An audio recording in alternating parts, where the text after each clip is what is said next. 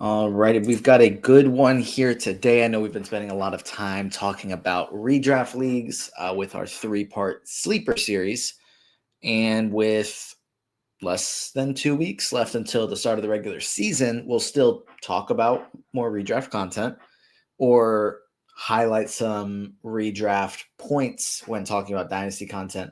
But today is going to be a dynasty focused episode of the Young Man Squad Fantasy Basketball Podcast, which is part of the Old Man Squad Sports Network. It is part of the Believe Network, and it is presented by FanDuel. So today we are going to be talking about something that I announced a while ago. Maybe it was a month. Maybe less. But it's taken us a while to complete this devy Dynasty League draft. We're still not done. We're on the final round, though, which is really cool because that means within the next, I would say, fingers crossed, day or two, we'll have the full results of this draft and they will be posted online. And maybe we'll do some more episodes talking about it. I know there's some other content creators in this league that are planning either articles or podcasts about it. And it's really just an interesting data point for dynasty managers. 600 players are being drafted by a group of analysts. So there isn't a ton of just randomness. So it's either dynasty analyst, draft analyst, other NBA writers, and I think we have one, maybe two, but I think just one just really committed dynasty player who knows what he's talking about. So that's kind of what this league is. It's a lot of people that know what they're talking about, most that know a lot more than I do, and we're just drafting and seeing how things play out, and then we'll just continue to play out the league. Players from the 2026 and 2027 draft classes were eligible to be selected, so we've got some fun placeholders in there for the players that aren't in Fantrax, but we've also got some good data points to look at as far as how we should value the upcoming rookie class at this point. I believe, there was a handful of, trying to see the exact number. It's difficult with the placeholders to figure out the exact number of players that were selected in the first couple rounds. I think there was 5 in the first 41 picks. I can get this to slide over. And then there was a few others as well, some from the 2027 class even. Selected in the top 60 picks. Could that be the hype factor behind playing in this devy league? Sure. But I think it also just shows we've got a lot of talented players coming into the league in the next couple of years, and everyone wants a shiny new toy. So that's kind of how picks are valued in dynasty leagues as well at times. And it depends on team building. All those elements are factored in here. But we're going to have Matt Lawson joining us today to talk about this league. He drafted at the 24th spot. I was picked 28, I believe. So pretty close to each other. Yeah, he was 24. I was 28. So there wasn't too many times where I distinctly remember Matt getting players that I was planning to take that round other than in round 1, which we'll get to. But yeah, we're going to talk about our teams. We're going to talk about our strategies and go through a handful of picks, but there's not time for us to go through 600 picks in one episode. So we're not even going to attempt to do that. But yes, I'll be bringing Matt in momentarily and we will get to talking about this league. All right. And we have Matt Lawson here with us now, ready to talk about this devy Dynasty League, which was probably, maybe you've been in a deeper league. I haven't been in a league that is quite this deep or anywhere really close to this. Before we get into talking about the league, of course, Matt, how are you? I'm doing great, Noah. I was just on with our good friend Dan Besbris talking about how much I love preseason basketball because I am a sicko like you and will just inhale any NBA-like content in, and it has been great to have games back on. It sometimes in the morning, sometimes they're in Dubai, they're in Australia. They're going on all night. It's fantastic. People are overreacting to things again, which is just the lifeblood of fantasy. So it's an exciting time. We're like less than 2 weeks out, or I think exactly 2 weeks out, or whatever it is. I'm floored. I'm so excited. I cannot wait. And I've been loving kind of this pre-draft period, doing some dynasty startups, getting back into it. We have arrived in the most exciting time of the year. Well, speaking of preseason hype, I'll ask you about a player, and this is what makes this Devy League so cool, is that these players that we can draft in the back half of the draft outside the top 300 or 400 can have these big time performances. And Craig Porter Jr., who we've talked about over the last couple of years, is a dynasty sleeper. I know a lot of dynasty analysts like him. Shot 5 of 5 from 3 in a preseason game. And I think that was kind of a thing, was like, if this guy can develop a jumper. I don't remember who said, if it was you or if it was someone else, kind of like a Derek White type trajectory. Yep. Don't know if that really, like, how well that fits, but the fact that he shot 5 of 5 from 3, that had me really excited. And he's on your Devy team. So how cool is that? I have some outlandish tweets out there from years ago about Craig Porter Jr. that I got those receipts saved. I'm ready to be able to bring him back up. Called him a future starter, compared him to Derek White. That was probably hyperbolic, but you know what? Right now in this moment, it feels perfectly right. I've always liked Craig Porter Jr.'s fantasy game, and this is actually like a great case where that popped for me looking at him as a pre-draft prospect. And that's kind of been the fundamental thing that I've been trying to preach from mountain high to people for a while, that we can largely know whether guys are going to be good fantasy players and meaningful fantasy players in the pre-draft process. So we can often tell if guys are going to be bad fantasy players. And yes, things change. Guys, shift. They become strong in categories where they're weak, or vice versa. But you can get the outline of it pretty strongly. And that, for something like a Devy League, is a huge asset. And we'll talk about it as we get into it a little bit more, but I think a lot of people look at this as a crapshoot. There's no way to be able to know how guys, especially who are multiple years away from entering the NBA, if they're going to be good NBA players. And yeah, it's difficult to be able to do, but what I think you can tell if a guy is going to be a good fantasy player. And in my history of doing it, if a guy is a good fantasy player, he has a much better chance to be able to stick in the NBA. A lot of these guys who 9 category stat sets per minute fantasy production, I really like coming out of the draft, they end up being the sleepers who make it as kind of diamond in the rough rotation players later on, even starters later on. There's a strong correlation with it, and been able to signal those guys as two-way players, as undrafted guys year after year in my rookie rankings of, look out for this guy because the fantasy stat set pops, because there's a direct connection toward creating kind of good fantasy events and being a good NBA player. And for that reason, we can figure out a lot of these guys years before they even get to the NBA. Yeah, and if you've been listening to this podcast, or obviously keeping up to date with Matt's content, you've been able to pick up on a lot of those guys. It's Craig Porter Jr. season. Fingers crossed. Hopefully we'll be able to continue to enjoy that breakout, and it won't just be a preseason thing, hopefully. But we'll go ahead and get into talking about this draft. We won't get into talking about the Craig Porter Jr.'s of the world today, because for time purposes, we're not going to do a 6-hour episode to get through every single player that was drafted. But starting with this, you got the 24th pick. I was picking 28th.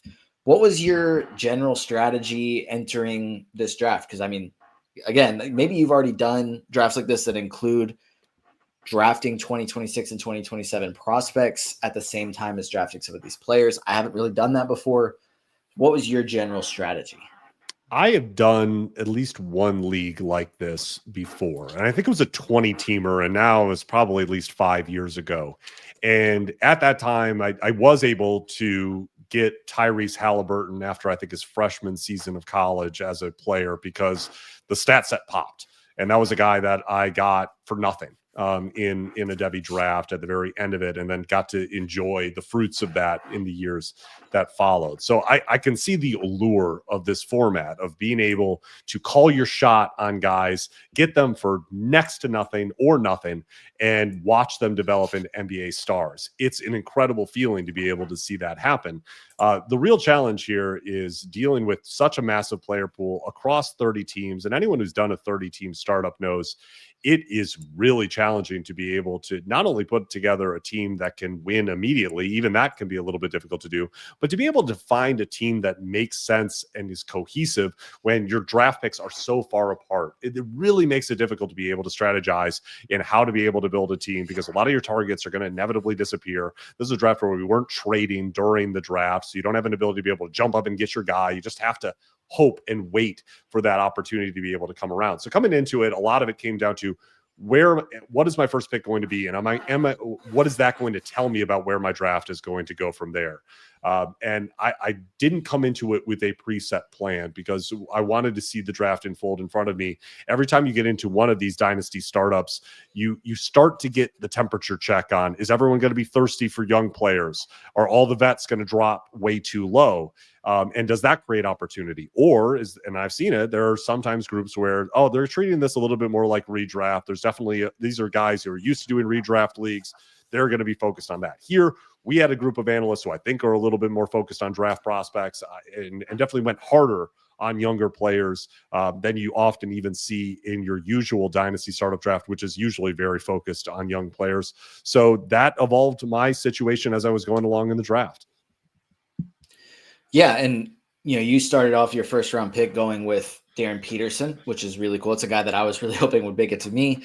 And our partners at FanDuel, if we're just talking about where Darren Peterson or some of these other top prospects, AJ DeBonsa, Cam Boozer, where they could land this upcoming season, the betting odds currently have is the teams that are longest odds to win the NBA Finals is the Wizards, the Jazz, the Nets, and the Bulls, who I'm not quite as confident are going to be at the bottom of the standings.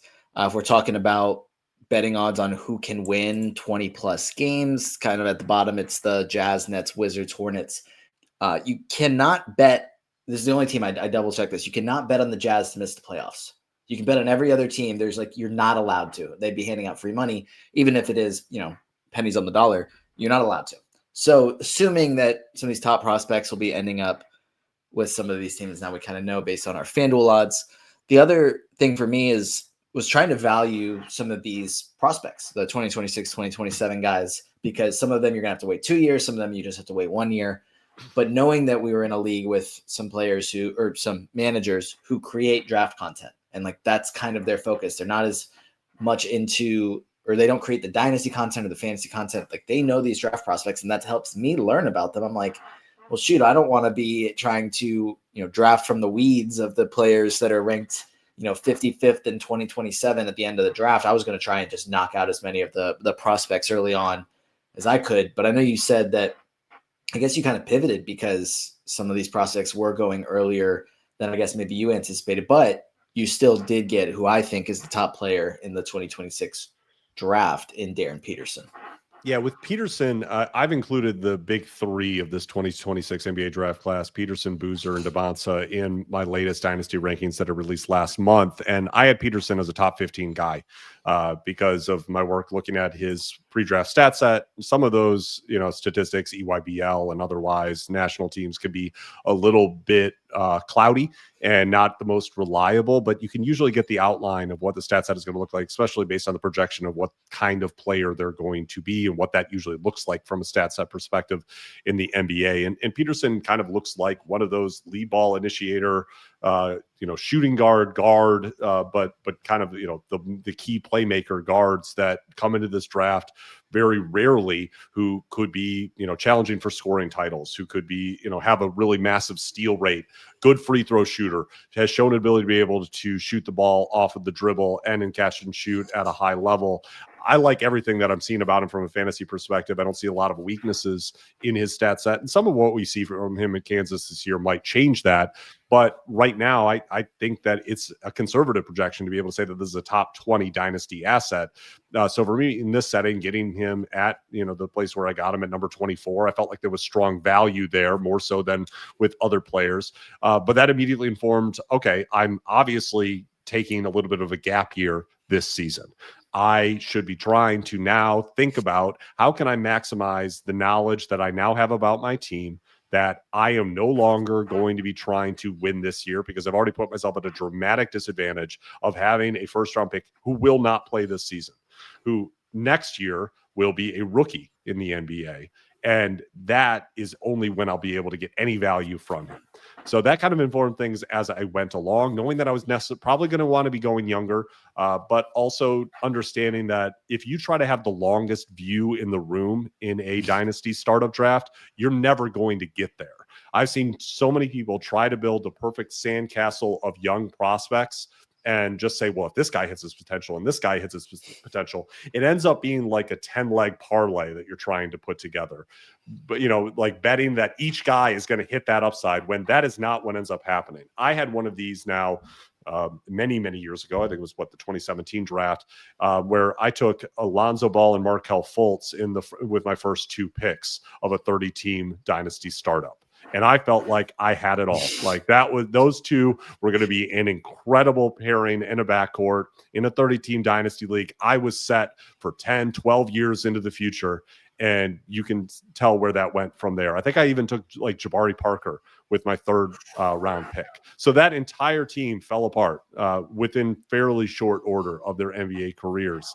And that's what can happen. And sometimes it pays off. Sometimes I've had dynasty startups where I've gotten great value on young players and it looked like I was a genius. And then other times it completely falls apart. And that's the thing that sometimes the allure of the upside is the thing that can get really dangerous. And in this format, especially with guys who we've never seen on an NBA court, we haven't even seen a college season from, the allure of what they could be. Sometimes you also have to measure that with the realistic projection of what's the most realistic outcome of this guy. Yeah, I agree entirely. And I don't think that I agree. I don't think that I followed that super well. You're just going to admit that and just say that I was trying to go for younger upside than probably I should have been as the smartest strategy. Like I said, I went earlier with some of the prospects with some of the devy picks than I may have felt was smartest, just because I was trying to knock some of those out. Shiny new toy idea, fell victim to that, but also just a sense of like I said, I don't want to be trying to compete against some of these people that have already done scouting for the 2027 class, 100 players deep, and trying to get good value at that point. So that's kind of why I did what I did. But, looking at the rest of your team, like you said, you started with Darren Peterson, then went Trey Murphy, Scoot Henderson, Kyrie Irving. So that does kind of fit in with what you were saying in the sense of building maybe a little bit younger, but a guy like Kyrie Irving who's going to miss a lot of time early on. Like you don't need Kyrie's production immediately. You can afford for him to sit in the bench and heal. Thomas Sorber, getting him in round 6 is a guy that's going to be out for all of this upcoming season. And then obviously as you get further down the board, a guy like a Drew Holiday in round 9, like you said, it doesn't have to just be upside swings getting a starting point guard, because you already have Scoot Henderson that you went earlier in the draft and he's going to be missing time early on. So a starting point guard just inside the top 250 picks and a starting point guard as good as Drew Holiday. I think that's great value there. How are you feeling about how your team has been, or like the team you've built thus far? Yeah, for me, this was kind of a classic way that I handle a dynasty startup. I was just trying to collect value at every single pick, understanding that I'm not locked into this roster going forward. If I want to be competitive in this league, if anyone wants to be competitive in a 30-team dynasty league, you have to trade. You're not going to just be able to draft your way into a competitive team. You will have to trade your way into a team that can win championships. And I now have the advantage in trades, knowing I don't care about this season. I can value next season more than others. But also, what I've tried to do here is not have a team where I'm like, well, you know what? The 28-29 season is my season. That's when I'm really going to crush it. What I'm trying to do is set myself up to be competitive in the 26-27 season. When Darren Peterson comes in next year, I wanted to be able to have a team that I thought could immediately be competitive. And some picks are better for that than others.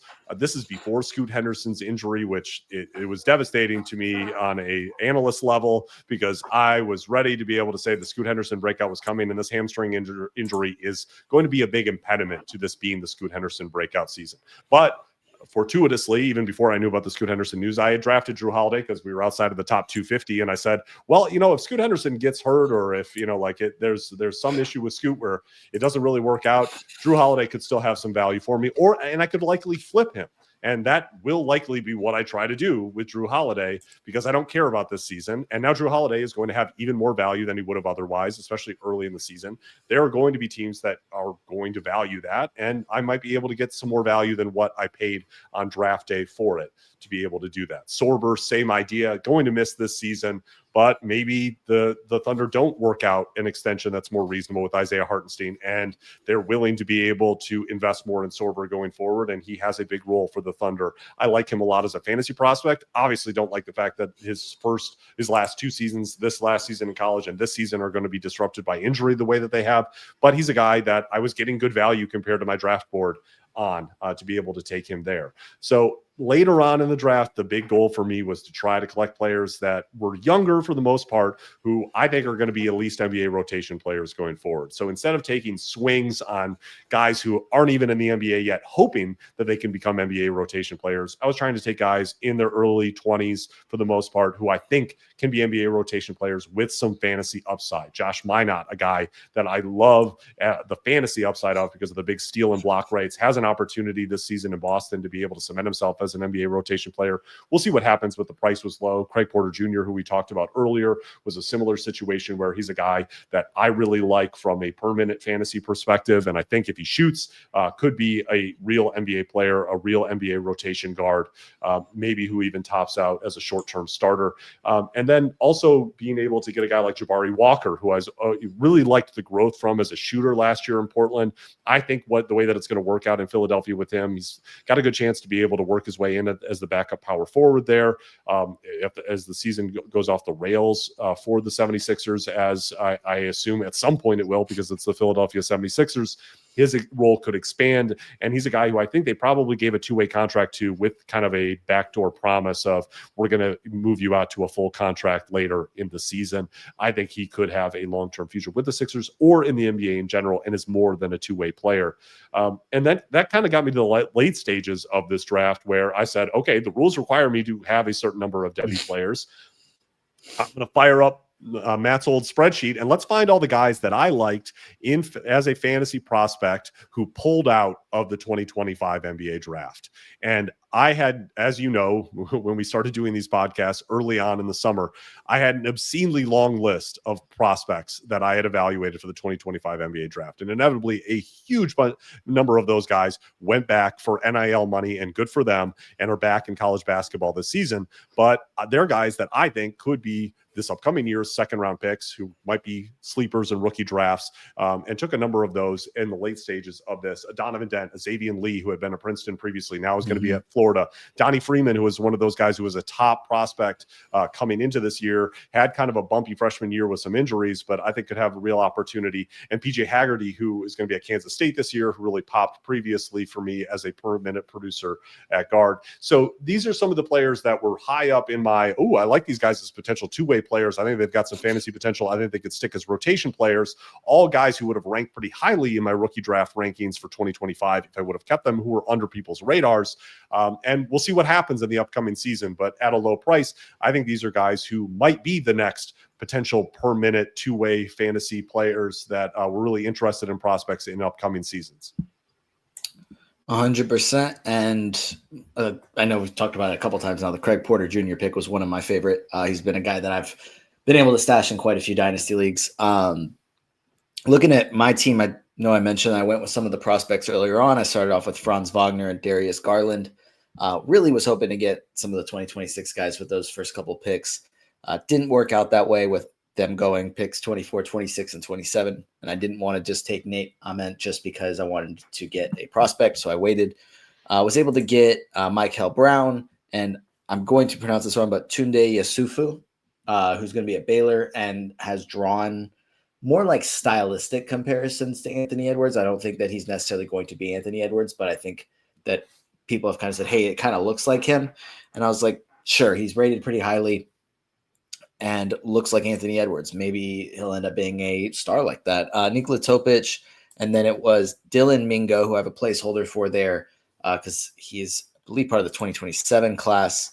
Ryan Dunn, Yaxel Lendeberg, who is a guy that you were very high on this past draft, and he's another one of those guys that kind of pulled out of the 2025 class I think you had as a lottery guy. So was happy to get him there. A couple of the veterans like Wendell Carter and Kelly Oubre, and then one more of the young guys in Jojo Tugler, and then a couple guys that I just really enjoyed at Summer League this year with Oso Ighodaro getting some playmaking opportunities for the Suns. A guy like Kobe Bray, who was a really good scorer during Summer League. I thought Cam Christie looked good. Dennis Jenkins was one of my favorite players to watch at Summer League. And I was like, you know what? It's round 18 of a 30-team league where we're drafting 600 players. I'm going to take the guy that I liked watching. Like, I enjoyed watching him play, and I think he's a good basketball player. So I'm going to take him, even though he hasn't had much of an opportunity. I've seen quotes about Brandon Carlson that are good. So got one more pick to make.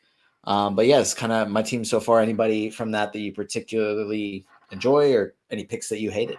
Yeah, I regretted touting the Axel Lindeborg so strongly with you early in the offseason when that one came off of the board. I thought I could maybe wait one more round, and then you got him from me. And I think he's going to have an awesome year at Michigan on a team that's going to be really, really good this year. Kind of stepping into some of what we saw from Danny Wolf last year, but also getting to play along some other bigs in Ademara and Whereas Johnson, I'm really excited about a few of the picks here. Obviously, some great 2026 NBA draft prospects that you've got on this roster. But what I think that you did a really nice job was maximizing upside in assists and getting a Nikola Topic, who other than the devastating testicular injury that apparently he suffered this last week, I think has looked pretty good in some action. Heart thoughts and prayers out to Nikola Topic and his testicles. I'm a little bit concerned that we're not going to see a lot of him this year, not just because of that injury, but because I think we're going to get a lot of AJ Mitchell, and already there's just too many guys with the Thunder. But I think there's enough there that there is a need for more ball handling, and I regret using that phrase after talking about his injury in Oklahoma City, and they're going to need it in the 26-27 season and beyond. And in these 30-team leagues, one of my big strategic points that I want to throw out to everybody, it becomes impossible to find points and assists in these leagues. And they become highly coveted because there are so many players rostered, so many teams, when across 30 teams, with only so many players who are elite producers in points, in assists, and how that's sometimes consolidated in the same players who are both good in points and assists, it becomes a real challenge. So you have to decide, am I going to do some kind of punt build where I don't worry about points and assists because I just don't have those guys, or do I need to try to overbid and overpay to be able to get them? And then often in rookie drafts and in devy drafts, you need to kind of overvalue, especially getting assists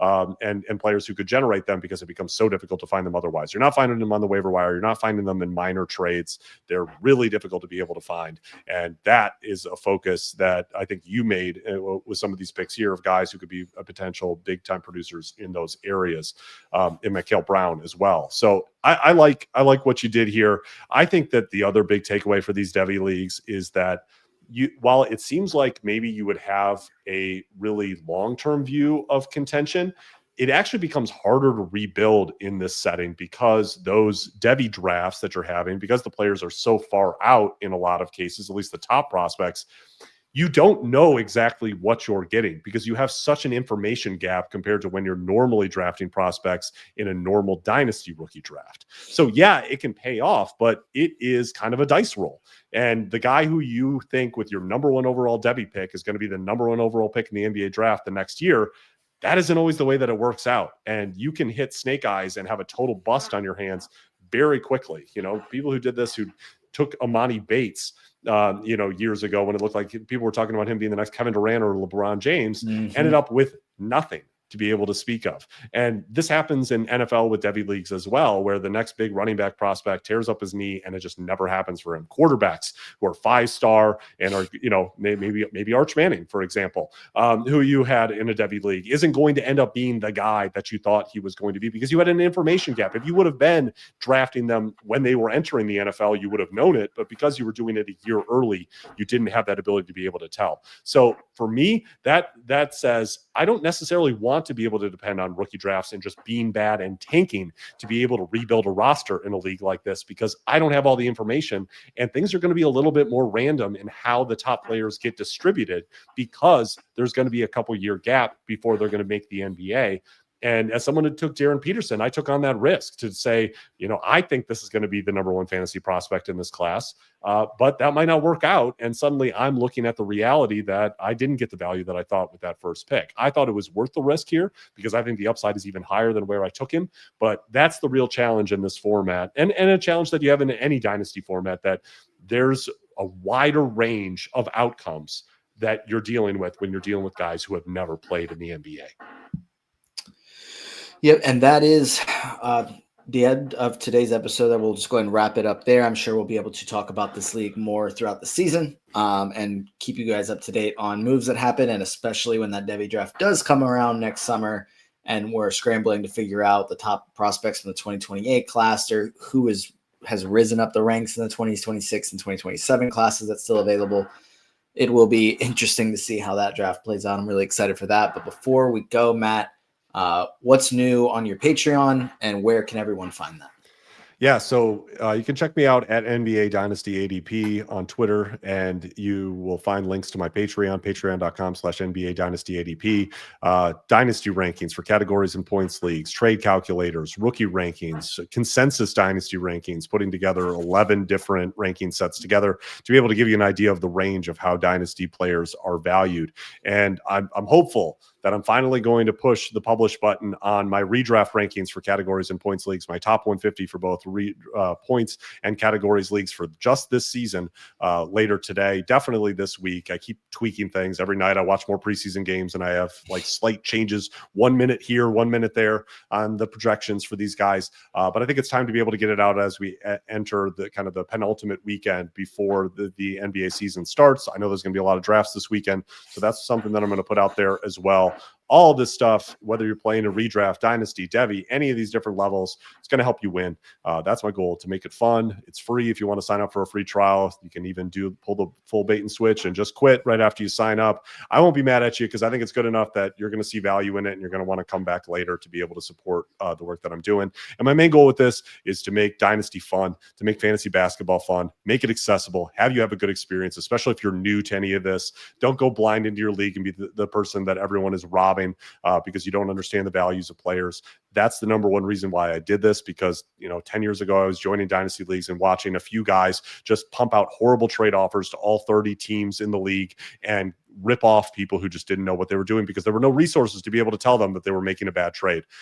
This podcast is that kind of resource. The work that I'm doing over on my Patreon is that kind of resource. Whether you're experienced or new to it, you should have the benefit of a guide to be able to be a check against the decisions that you're making in your league and to give you that edge. That's what I want to be able to do. That's what this podcast wants to be able to do. Noah, thanks for having me as always. I've loved it, and I enjoyed doing this Devy League. I'm looking forward to be able to get into some NBA action with you in the next couple of weeks as the regular season is finally upon us. Absolutely, Matt. Thank you as always for joining me. For those listening or watching, Matt's Patreon will be linked in the description of this episode. We do have preseason basketball to watch, which is cool. And like you said, we are less than 2 weeks away from the start of the regular season. So we'll have more, relevant information to discuss, which will be a ton of fun as opposed to all of our speculation all summer long. This was another episode of the Young Man Squad Fantasy Basketball Podcast, which is part of the Old Man Squad Sports Network, part of the Believe Network, and presented by FanDuel. And we will see you guys next time.